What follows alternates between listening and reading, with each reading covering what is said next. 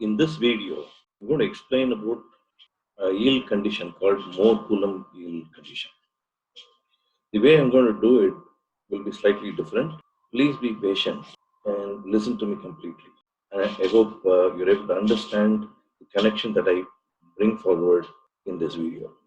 Let us start with something that we did while dealing with lumped parameter model. Let's say this is a block, and in order to move this block, I need to apply a force in the horizontal direction.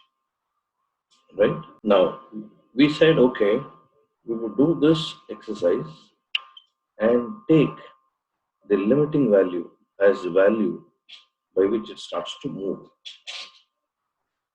Right?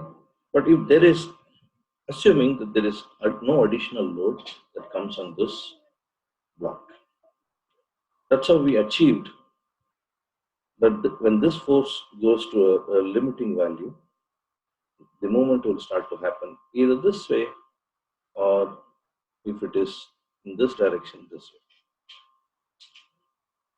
way. Right? So if in addition there is a load that comes onto this, and I need to apply a force that will start motion. Depending on this weight, as per Coulomb dry friction law, the force that is needed to let it start moving will increase. As I increase this load more and more, this force needed also will become more and more. Let me repeat it. When there is no load on it, there is a particular value by which, if I apply that particular value of force, it will start to move. In addition, if I add a force that is onto the plane, on the block, then the force needed will keep increasing as I increase the load. This simple thing that I know. So I'm going to use this principle to write the appropriate equation related to this physical phenomenon. So let us say there is this surface and the block is kept here. Assume that this block is massless, but then there is an interaction between this block and surface, which is the reason why when there is a force F that is applied, it takes F to go to a value Fy for impending motion. In addition, if there is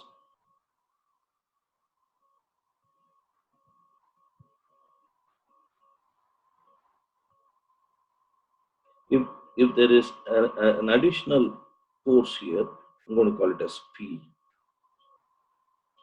and I need to find out the force F by which it is possible to have impending motion. It will be when F reaches not just Fy, but also mu times P, where mu is the frictional coefficient. In this case, I need to have the value of the surface and another additional value of the surface. So these two values are constants that relate to the surface and the block. Now, this is a force that is along the surface, and this is a force that is normal to the surface, into the surface. So I'm going to take an analogy over here and change that. Let's say this is the plane on a material. Let's say I have a material and I'm just taking this plane, and I'll take a small block like this. If I apply a shear stress, I know that when the shear stress reaches a value tau y, this depends on the material, the slipping will start to occur.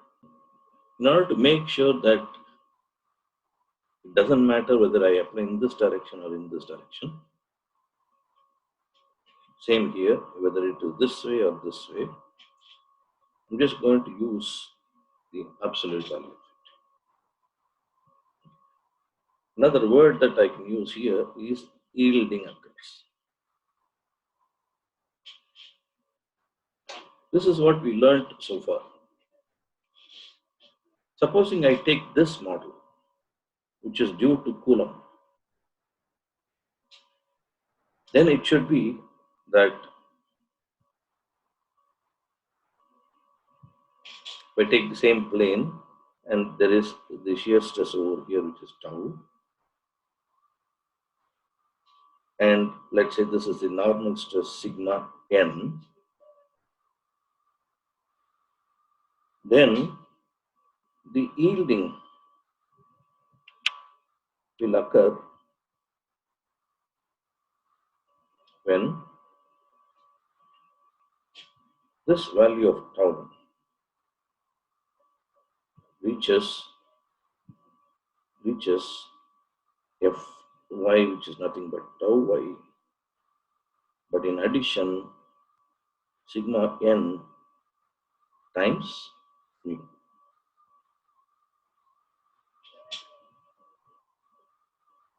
Another way of writing this is minus mu times sigma n is equal to tau y. But this sigma n is compressive as per our sign convention, right? And therefore, what I'll do here is, this is taken as minus sigma normal, so that this minus and this minus cancel off. You'll have is equal to tau y. This is the new law, where if there is bonding here as well as the dry friction due to Coulomb effect, then this is the one that will come into picture. Here also, if you look at it, there are 1 and 2 material constants that play a role in defining how the material is going to yield. This is yield. This is the logic with which we will work on further and to see. If I had one material constant, as in this case, I needed just one test to be conducted.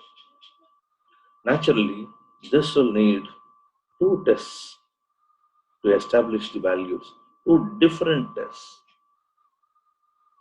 to establish the values of the material constants mu and tau y. Okay, so we are going to work with this logic, and we will evolve at what is called Mohr Coulomb yield function. What we'll do now is to explore from the angle of the Mohr circle. So if we notice the Mohr circle, let us take the principal stresses sigma 1 is greater than sigma 2 is greater than sigma 3. This implies that sigma 1, sigma 3 become dominant. Okay, so I'm going to draw, let's say, some Mohr circle. What is this? This is sigma. If I take a plane and find out sigma, and this is shear stress tau,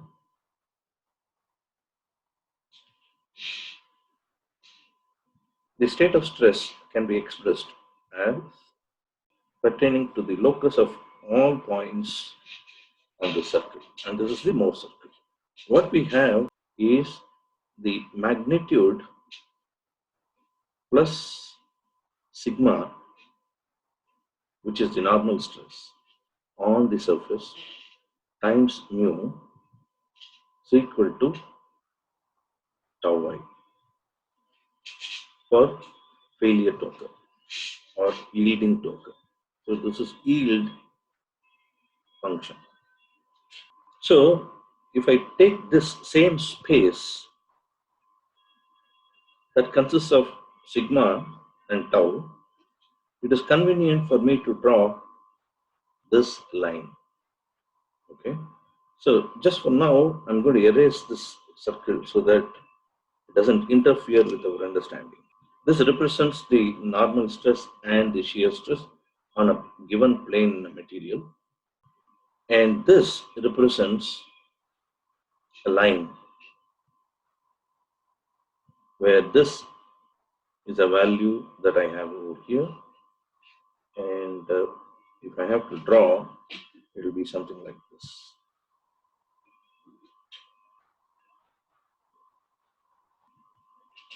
And this value is given by tau y, and the angle is given by mu equals tan phi. Is this okay? The angle is phi and mu equals tan phi is what we know. So we'll build on from here. What people who use Mohr circle usually do is they take minus sigma axis and tau axis and draw it this way with this angle and with this ordinate. It is possible to draw this line. Why do I have two lines? Doesn't matter whether it is plus tau or minus tau, and therefore there are two lines that I have drawn. Hope this is not clear to you. This is now very clear to you. Now supposing I have to fit in a Mohr circle here. If I'm drawing a Mohr circle over here, the circle will be a small circle. If I draw over here, it's a larger circle. Mind you, the stress state should be such that it should be inscribed within this bounding line. Okay. And the values of sigma and tau will be such that it is tangent to this line. Okay. So we'll use this in order to understand what is this. If this is sigma 1 and this is sigma 3, this is sigma 1 plus sigma 3, and this is sigma 1 minus sigma 3. We'll use these in order to relate this sigma and tau. Okay. And let's say this is the angle phi.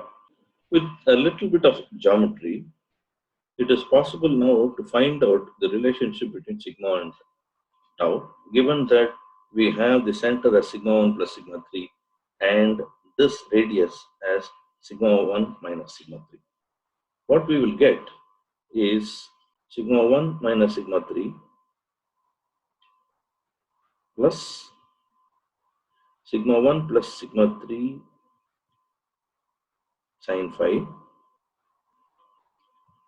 is equal to 2c cos phi.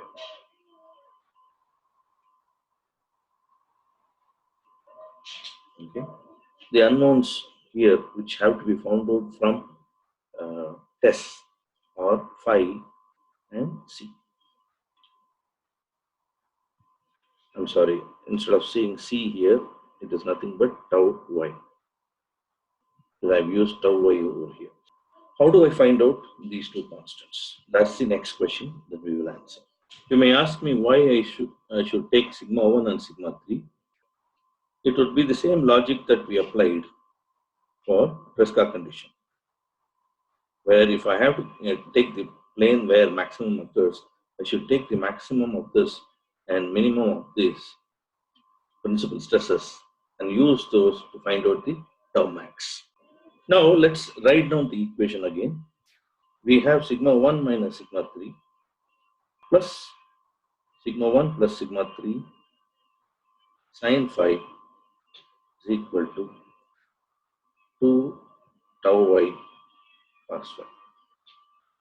Notice that I don't have just sigma 1 minus sigma 3, but I also have sigma 1 plus sigma 3. Okay.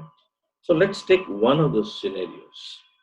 Let's say I have tensile test that I conduct. In the tensile test, what I have is I apply a sigma like this so that the stress comes out to be sigma 0, 0 everywhere, correct? And this is a positive value. This also means that I have sigma, which is this, greater than 0 and greater than or equal to 0. And this is sigma 2 and this is sigma 3, right? This is sigma 1. Now I can use it over here and I'll get it to be sigma 1 plus sigma 1 sine phi is equal to 2 tau y cos phi. Okay. From this, it is possible for me to find out when did I apply this? I applied this when this sigma goes to a limit sigma 1.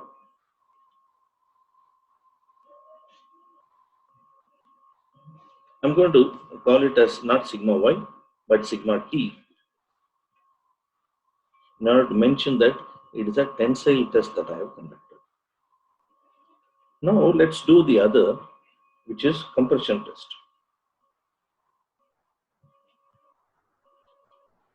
If I do the compression test, the likelihood of our thinking is it may be the same as this, except that this sigma will be a negative value, which is correct. So it is the same as this that I have written over here. But now 0 is greater than or equal to 0 is greater than or equal to sigma, where sigma is sigma 3 now, whereas these two are sigma 2 and sigma 1. So if I apply this to this and get the result, I will have minus sigma. I'm going to call this a C because I have used T over here, I'll use C over here, minus sigma C plus sigma C sine phi is equal to 2 tau y cos phi. Now, are these two equations the same? The answer is no. I have a minus here and a plus here. Are you able to recognize this? Which means I'll get two equations from which it is possible for me to find out tau y and phi.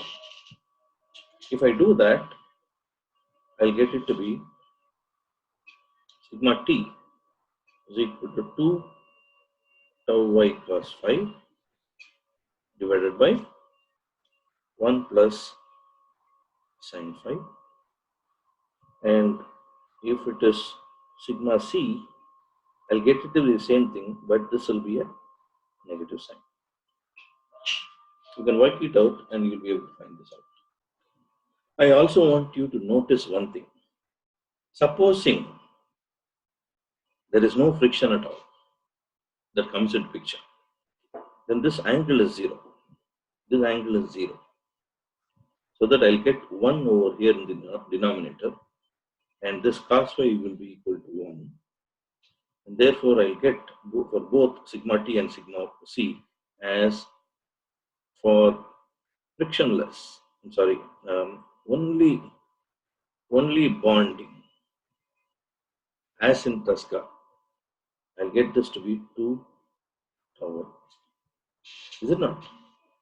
We already found out the yield stress is equal to twice tau y in our previous exercises. One more exercise that I needed to connect you with is, as you remember, we said if it is an isotropic yielding, then it is possible that the yield function can be written in terms of invariance.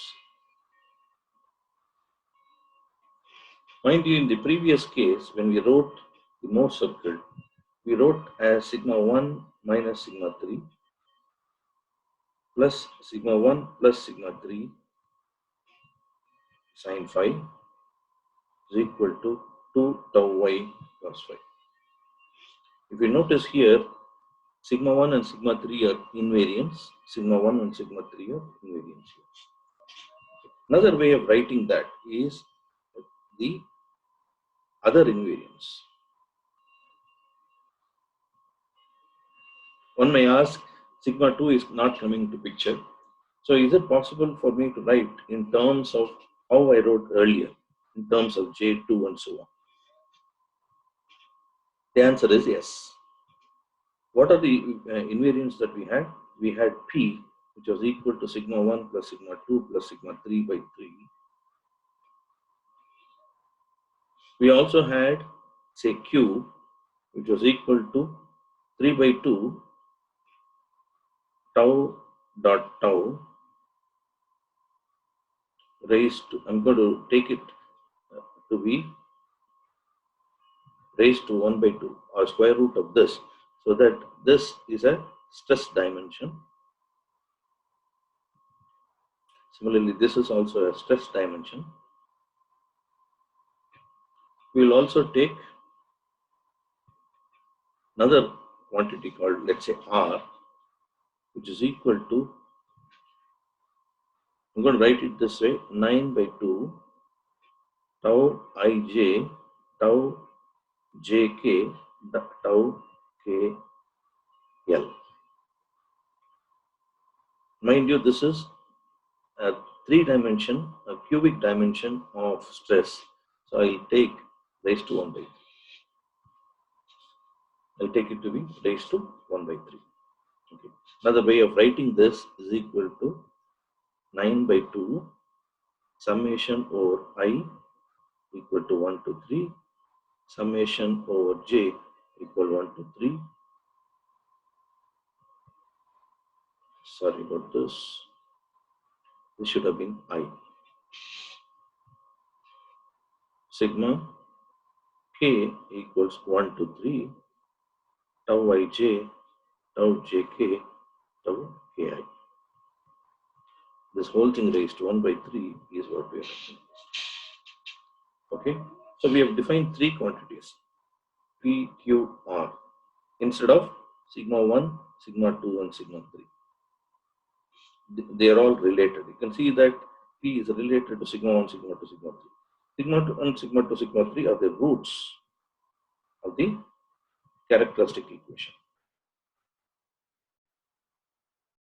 I will not go into details. Characteristic equation of what? Of sigma. Okay. So I can write in terms of these 3 quantities any yield function that is isotropic yielding in nature. Okay. For example, for one missus, it comes out to be Q equals tau y. You remember this, right?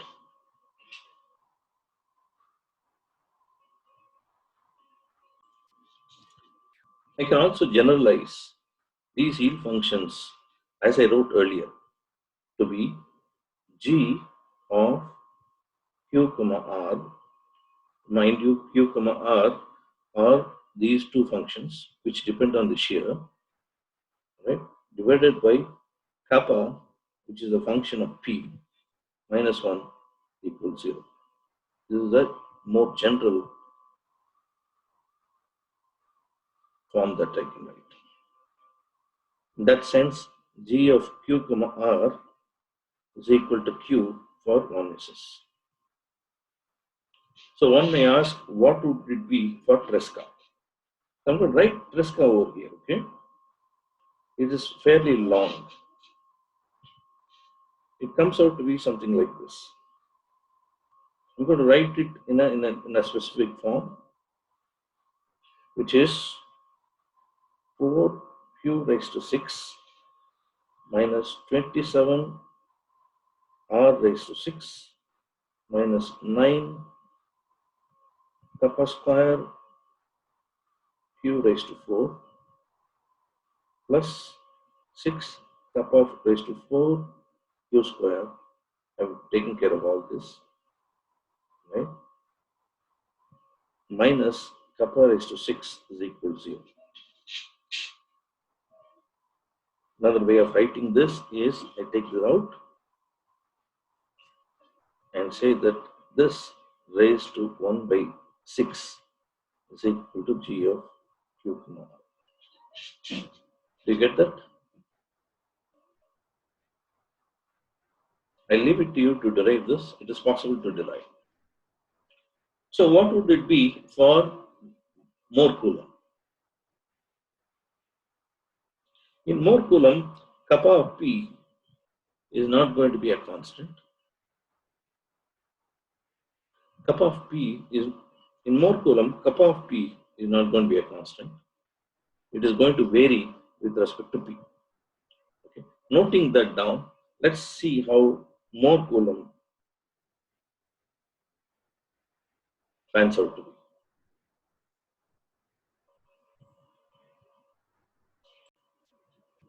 I'm going to write it in a more general form, and I'm not going to expand.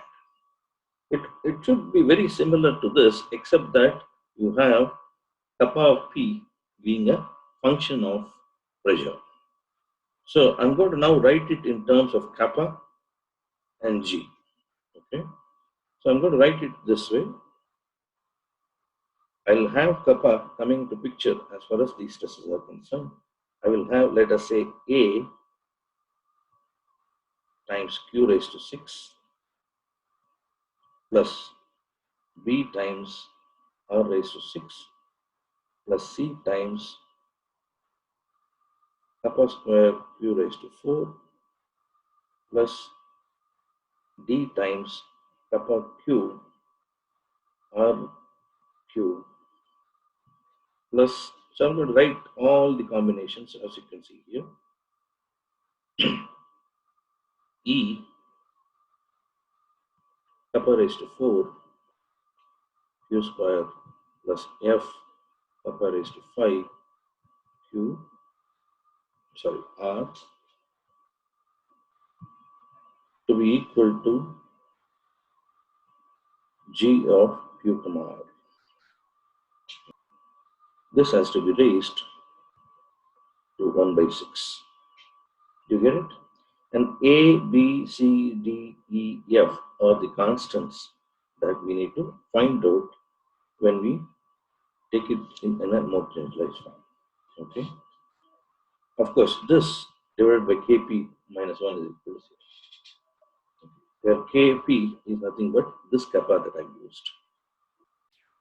What we'll do now is let's look at visualization that we tried last time. In the visualization, let's look at what all these yield functions span to be. Now we know 4 yield functions. First yield function is von Mises, then Tresca, then extension of von Mises, which is Drucker problem, and then now Mohr Coulomb. So 4, one is an extension of von Mises, the other an extension of Tresca. This visualization helps us in understanding better. Okay, let me share the screen with you. So if you look at this, what we are looking at is sigma. Take ijk as sigma 1, sigma 2, sigma 3 space, which means that something that is equiangular from these 3 axes is the pressure axis. And irrespective of the pressure, the surface that represents the yield function will not change along this line, right? We usually call that as deviatoric plane. The plane that is shown over here is the deviatoric plane. This direction n is nothing but direction along the hydrostatic stress. The one that crosses the origin is called the pi plane. So if I have a look at this pi plane from the hydrostatic axis, it will look something like this. For von Mises, it is circular, right? It is like seeing a cube from the longest diagonal. I'll see it to be something like this. We already drew sigma 1 and sigma 2 axis. Here y is nothing but sigma y. We had von Mises and Tresca that could be drawn, provided we have experimental results for uniaxial tension, which is sigma y. All right, and this axis represents shear, and this axis represents equi-biaxial stress. Okay. Now, if I go back and look at this, essentially what I have done is, if I take sigma 1, sigma 2 space and cut this cylinder, I'll get whatever that I got in the previous exercise, right? So it is like seeing this with an angular cut on the axis sigma 1, sigma 2, with sigma 3 equal to 0, right? If I cut anywhere else, which are planes that are parallel to sigma 1, sigma 2, I'll get the same ellipse. By the same token, if I had seen the Tresca criterion, the Tresca criterion would look like a regular excellent. Supposing I can draw this portion alone, which is about 60 degrees, which is 60 degrees, it is possible for me to replicate because all the other sides are symmetric. On the other hand, if I do the same exercise for Mohr Coulomb, I have different values of tension and compression. And therefore, what will happen is, depending on whether it is sigma in the tension axis or compression axis, I'll get different values, which means that I'll get an irregular excellent. Not just that, it will also be a conical surface in nature. Many times it is not worthwhile to keep on extending this over a long distance, because this surface keeps expanding and becomes unrealistic. So what people do is put a cap over here in order to give an understanding that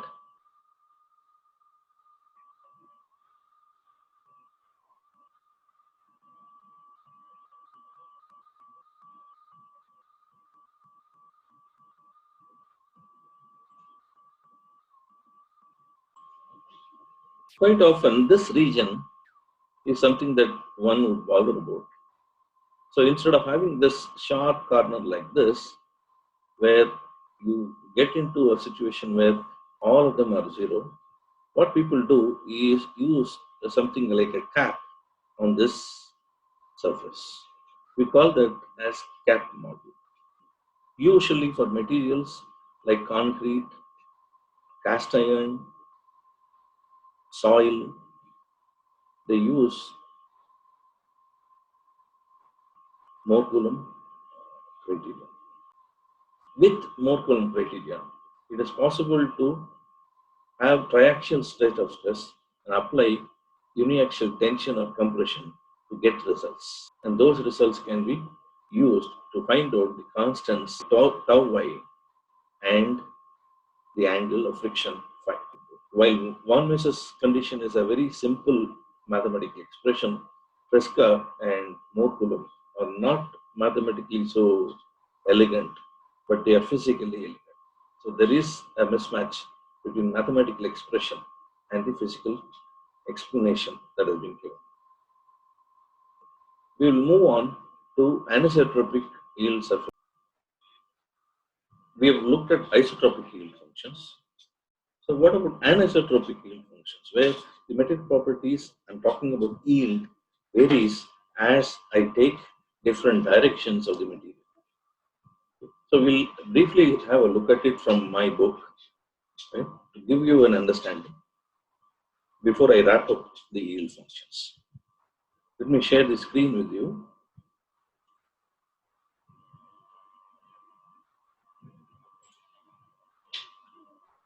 So what do we do usually, right?